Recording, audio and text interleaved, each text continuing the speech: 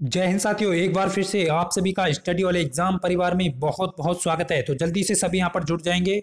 बहुत ही स्पेशल होने वाला है ये सेशन आप सभी के लिए। तो फ्रेंड्स, आप सभी देख पा रहे होंगे फर्स्ट क्वेश्चन आप सभी के सामने है और ज़्यादा से ज़्यादा स्टूडेंट्स को यहाँ पर जोड़ने की चेष्टा करें। सभी से निवेदन है, ज़्यादा से ज़्यादा वीडियो को शेयर करें।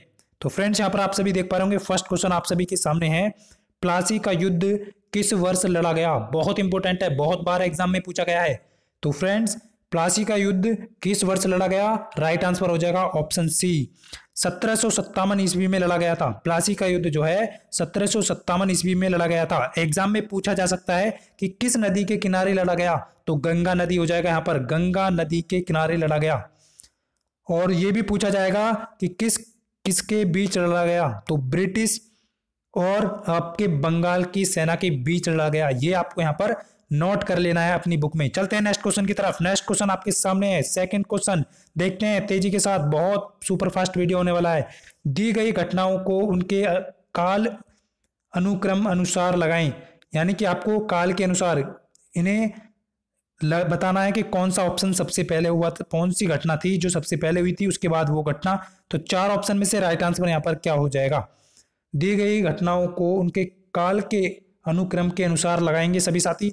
तो फ्रेंड, चार ऑप्शन दिए गए हैं आपको, सॉरी तीन ऑप्शन, यहाँ पर तीन कथन दिए गए हैं और जिनमें से आपको चार ऑप्शन में से एक सही आंसर चुनना होगा। क्या हो जाएगा इस क्वेश्चन का राइट आंसर? राइट आंसर हो जाएगा, सबसे पहले आप सभी को बताया, वास्को डी गामा भारत पहुंचा 1498 ईस्वी में। उसके बाद की बात करें, उसके बाद बाबर ने मुगल साम्राज्य की स्थापना की थी।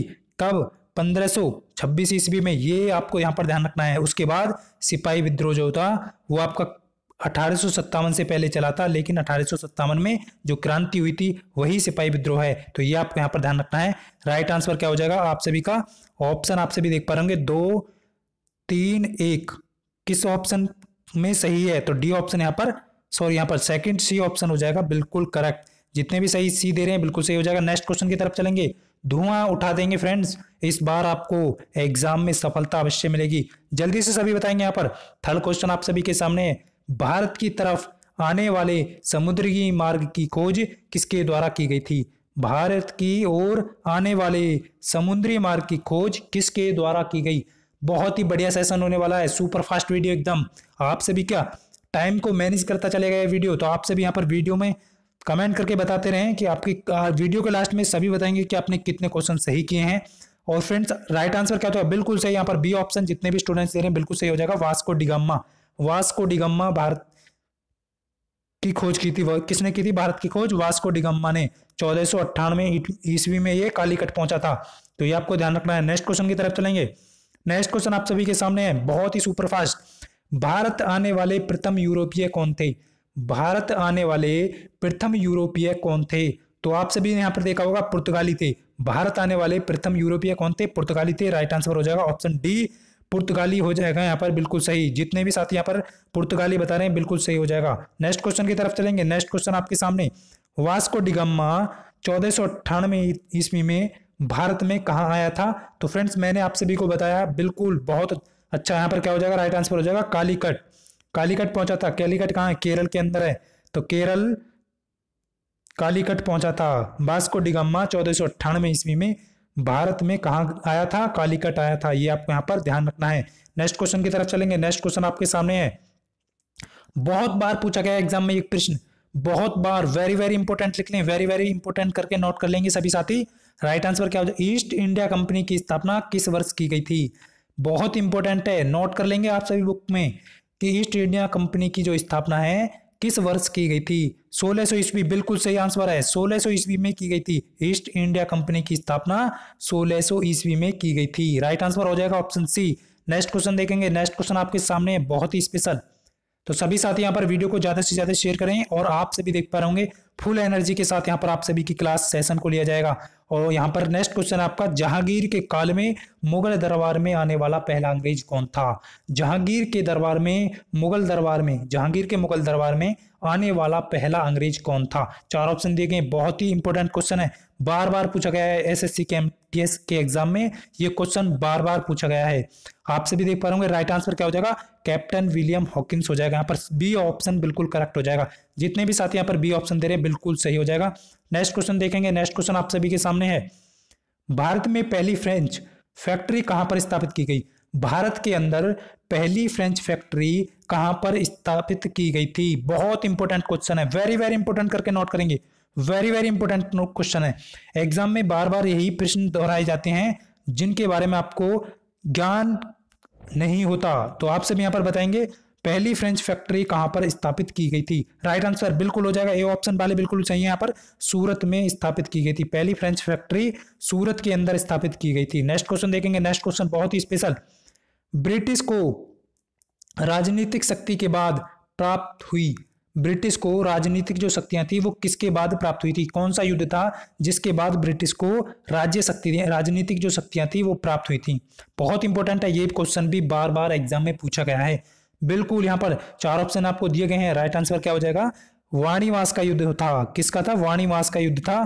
कब हुआ था? 1760 ईस्वी को हुआ था। वाणिवास के युद्ध में 1760 ईस्वी में ब्रिटिश को राजनीतिक शक्तियां प्राप्त हुई थी। ये आपको यहाँ पर ध्यान रखना है, ये युद्ध था इनके लिए प्राणदायक। तो ये आपको यहाँ पर ध्यान रखना है, वाणिवास के युद्ध में इन्हें राजनीतिक शक्तियां प्राप्त हुई थी। 1760 ईस्वी में लड़ा गया था। किस किस के बीच लड़ा गया था ये भी आपको पता होगा। फ्रांसीसियों के बीच और ब्रिटिश सरकार के बीच ये युद्ध लड़ा गया था जिसमें फ्रांसीसियों की हार हुई थी। और फ्रेंड्स बहुत ही इंपॉर्टेंट हो जाता है। नेक्स्ट क्वेश्चन की तरफ चलेंगे। नेक्स्ट क्वेश्चन आप सभी के सामने है, देखता हूं कितने स्टूडेंट्स इस क्वेश्चन का आंसर देंगे। कल भी मैंने ये क्वेश्चन लिया था, भारतीय संविधान कितने शब्दों का बना था? भारत का जो मूल संविधान था वो कितने शब्दों का बना था? तो राइट आंसर फ्रेंड्स मैंने कल करा दिया है, 80,000 हो जाएगा। लेकिन प्रेजेंट टाइम पर 1 लाख से भी ज्यादा शब्द हैं इस संविधान में, ये आपको यहाँ पर ध्यान रखना है। नेक्स्ट क्वेश्चन था आपका 2 क्वेश्चन, ये कल के वीडियो में भी आप सभी ने देखा होगा, तो बिल्कुल मिलेंगे आपको। किस देश का संविधान विश्व के किसी भी सार्वभौम देश से सबसे बड़ा संविधान है? यानी कि कौन से देश का संविधान है वो विश्व में सबसे बड़ा संविधान है? तो फ्रेंड्स राइट आंसर इसका ऑप्शन डी हो जाएगा, भारत का संविधान था, भारत का संविधान। बिल्कुल। नेक्स्ट क्वेश्चन देखेंगे। नेक्स्ट क्वेश्चन आपके सामने है, किस गवर्नमेंट ऑफ इंडिया एक्ट के द्वारा केंद्र में द्वैत शासन लागू किया गया? बहुत बार एग्जाम में ये प्रश्न पूछा गया है। राइट आंसर क्या हो जाएगा? जल्दी से सभी बताएंगे यहाँ पर। किस गवर्नमेंट ऑफ इंडिया एक्ट के द्वारा केंद्र में द्वैत शासन लागू किया गया? तो ये था भारत सरकार अधिनियम 1935। भारत सरकार अधिनियम 1935। राइट आंसर ऑप्शन बी हो जाएगा, बिल्कुल करेक्ट। जितने भी साथ यहाँ पर बी ऑप्शन दे रहे हैं बिल्कुल सही। नेक्स्ट क्वेश्चन देखेंगे। नेक्स्ट क्वेश्चन आप सभी के सामने है, सुपर फास्ट एकदम। निम्नलिखित में से संविधान मसौदे समिति के अध्यक्ष कौन थे? निम्नलिखित में से संविधान मसौदे समिति के अध्यक्ष कौन थे? बहुत बार ये क्वेश्चन भी एग्जाम में पूछा गया है। वही प्रश्न लेकर के आए हूं फ्रेंड्स जो बार बार एग्जाम में रिपीट होते हैं। तो राइट आंसर क्या हो जाएगा? डॉक्टर भीमराव अंबेडकर जी हो जाएंगे यहाँ पर करेक्ट। बिल्कुल यहाँ पर सी ऑप्शन बिल्कुल करेक्ट हो जाएगा आपका। नेक्स्ट क्वेश्चन देखेंगे। नेक्स्ट क्वेश्चन आप सभी के सामने है, भारत की संविधान सभा का पहला सत्र निम्नलिखित में से कौन से शहर में आयोजित किया गया?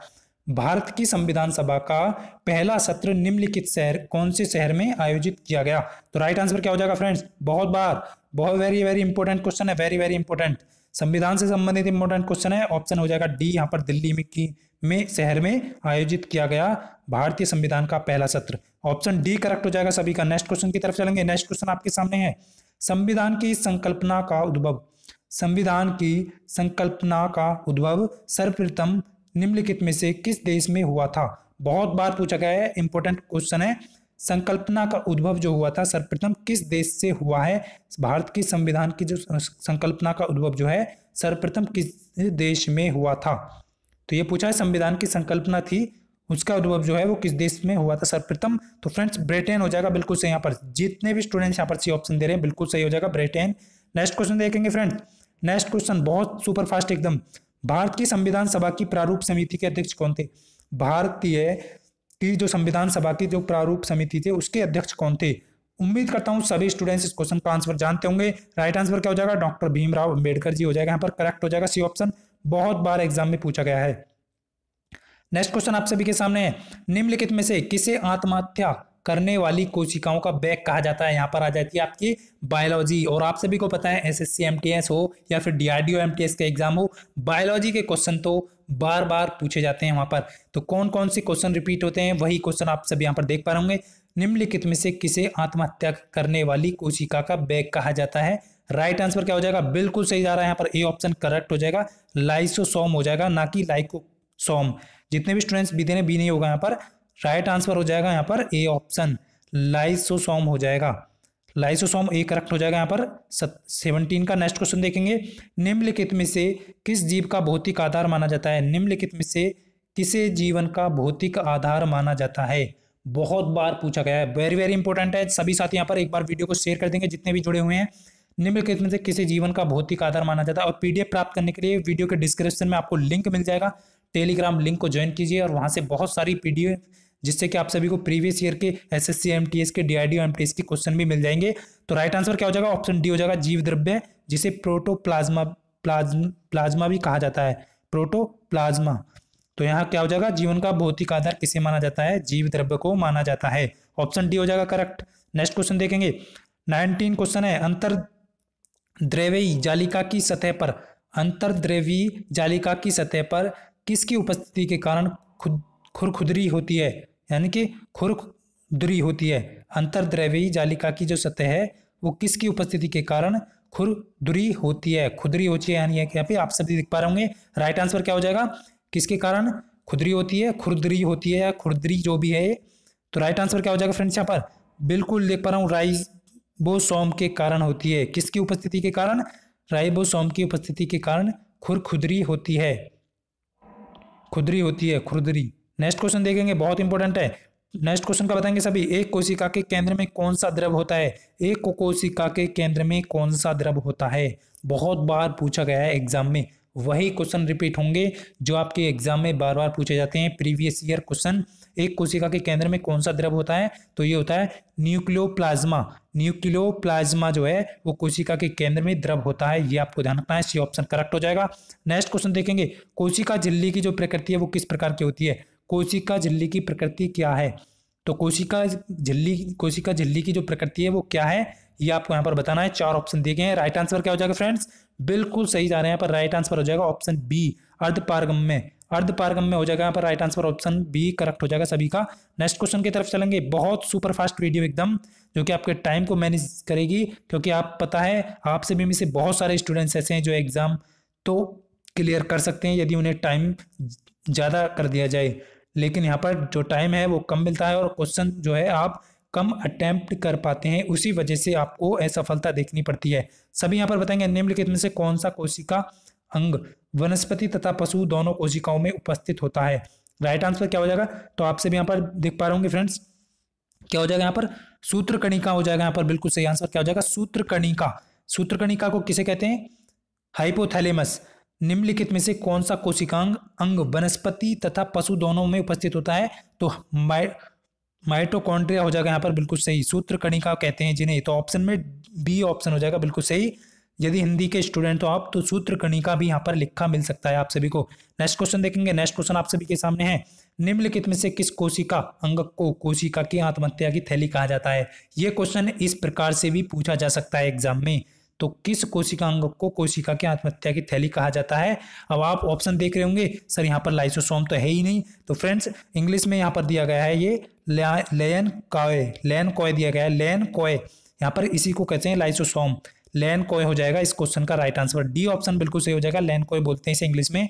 नेक्स्ट क्वेश्चन देखेंगे जो कि बार बार एग्जाम में पूछा जाता है, निम्नलिखित में से कौन सा कोशिका अंग कोशिकीय श्वसन के लिए उत्तरदायी है, तो कोशिकीय श्वसन के लिए कौन सा कोशिकीय अंगक है जो उत्तरदायी है, तो 4 ऑप्शन यहाँ पर दिए गए हैं, राइट आंसर क्या हो जाएगा आप सभी का, बिल्कुल, तो फ्रेंड्स आप सभी ने पीछे भी देखा होगा, ये सूत्रकणिका हो जाएगा यहाँ पर, बी ऑप्शन बिल्कुल करेक्ट। जितने भी साथी यहाँ पर बी बता रहे हैं, माइक्रोकॉन्डिक हो जाएगा यहाँ पर, सूत्रकणिकाएं हो जाएगा बिल्कुल बी ऑप्शन। किस देश के साथ भारत की सबसे लंबी अंतरराष्ट्रीय सीमा लगती है, बहुत बार एग्जाम में पूछा है, किस देश के साथ भारत की सबसे लंबी अंतरराष्ट्रीय सीमा लगती है, 4 ऑप्शन दिए गए हैं, राइट आंसर क्या होगा सभी साथी यहाँ पर बताएंगे, एक बार वीडियो को शेयर करेंगे। और फ्रेंड्स आप सभी के लिए बहुत ही स्पेशल, कुछ ही दिनों में मैं आपको टाइम भी बता दूंगा कि कौन सी क्लास किस टाइम पर होने वाली है। किस देश के साथ भारत की सबसे लंबी अंतरराष्ट्रीय सीमा लगती है, 4 ऑप्शन में से राइट आंसर क्या हो जाएगा, बिल्कुल बांग्लादेश। जितने भी साथी यहाँ पर बांग्लादेश बता रहे हैं बिल्कुल सही हो जाएगा, सी ऑप्शन इज करेक्ट हो जाएगा सभी का यहाँ पर। और कितने किलोमीटर की लगती है, 4096 किलोमीटर की तक की सीमा जो है वो भारत के साथ अंतर्राष्ट्रीय सीमा साझा करता है बांग्लादेश। नेक्स्ट क्वेश्चन की तरफ चलेंगे। नेक्स्ट क्वेश्चन आपके सामने, भूटान अपनी सीमा को किस भारतीय राज्य से साझा नहीं करता है? बहुत बार पूछा गया एग्जाम में, तो आप सभी को पता होना चाहिए फ्रेंड्स, भूटान जो है अपनी सीमा को किस भारतीय राज्य से साझा नहीं करता है। 4 ऑप्शन में से आप सभी को यहाँ पर चुनना है। राइट आंसर क्या हो जाएगा? ऑप्शन सी हो जाएगा, मेघालय। मेघालय हो जाएगा यहाँ पर। जितने भी साथी यहाँ पर मेघालय बता रहे हैं बिल्कुल सही हो जाएगा, सिक्किम नहीं होगा, मेघालय हो जाएगा यहाँ पर राइट आंसर। नेक्स्ट क्वेश्चन की तरफ चलेंगे। भारतीय मानक समय, ये क्वेश्चन तो बहुत ईजी है। भारतीय मानक समय तथा ग्रीनविच माध्यम समय के बीच समय का कितना अंतराल है? भारत की जो मानक समय है उसकी ग्रीनविच माध्य समय के बीच कितने समय का अंतराल है? 5.5 घंटे का। ऑप्शन सी हो जाएगा बिल्कुल करेक्ट, 5.5 घंटे। सी ऑप्शन बिल्कुल करेक्ट हो जाएगा यहाँ पर, 5.5 घंटे। नेक्स्ट क्वेश्चन देखेंगे। नेक्स्ट क्वेश्चन आपके सामने है, उत्तर पश्चिमी में भारत भूमि की सीमाएं किस देश के साथ लगती हैं? उत्तर पश्चिम में भारत की जो भूमि की जो सीमाएं हैं वो किस देश के साथ लगती हैं? बहुत बहुत इंपॉर्टेंट क्वेश्चन है, वेरी वेरी इंपॉर्टेंट क्वेश्चन है, बहुत बार एग्जाम में पूछा गया है। उत्तर पश्चिम में भारत की भूमि की जो सीमा है वो किस देश के साथ लगती हैं? तो बिल्कुल यहाँ पर राइट आंसर क्या हो जाएगा? पाकिस्तान हो जाएगा। बिल्कुल सही, डी ऑप्शन हो जाएगा करेक्ट, पाकिस्तान के साथ लगती है। नेक्स्ट क्वेश्चन देखेंगे जो कि फ्रेंड्स आपका सेकंड लास्ट क्वेश्चन है। चीन अपनी सीमा को किस भारतीय राज्य से साझा नहीं करता है? चीन अपनी जो सीमा है उसको कौन सा भारतीय राज्य जिससे साझा नहीं करता है? 4 ऑप्शन में से आपसे भी देख पा रहे, बहुत बार पूछा गया एग्जाम में। राइट आंसर क्या हो जाएगा? बिल्कुल ए ऑप्शन हो जाएगा, बिहार से साझा नहीं करेगा, बिहार से साझा नहीं करेगा। आज का लास्ट का क्वेश्चन बहुत बार, और आप सभी इस क्वेश्चन का आंसर बताएंगे। निम्नलिखित में से किस शहर में विश्व का दूसरा सबसे लंबा समुद्री तट स्थित है? ये एग्जाम में पूछे गए प्रश्न हैं। और फ्रेंड्स यदि आपको ये सेशन अच्छा लगा तो वीडियो को ज़्यादा से ज़्यादा शेयर करें। मिलते हैं नेक्स्ट वीडियो में, तभी के लिए सभी को जय हिंद, वंदे मातरम।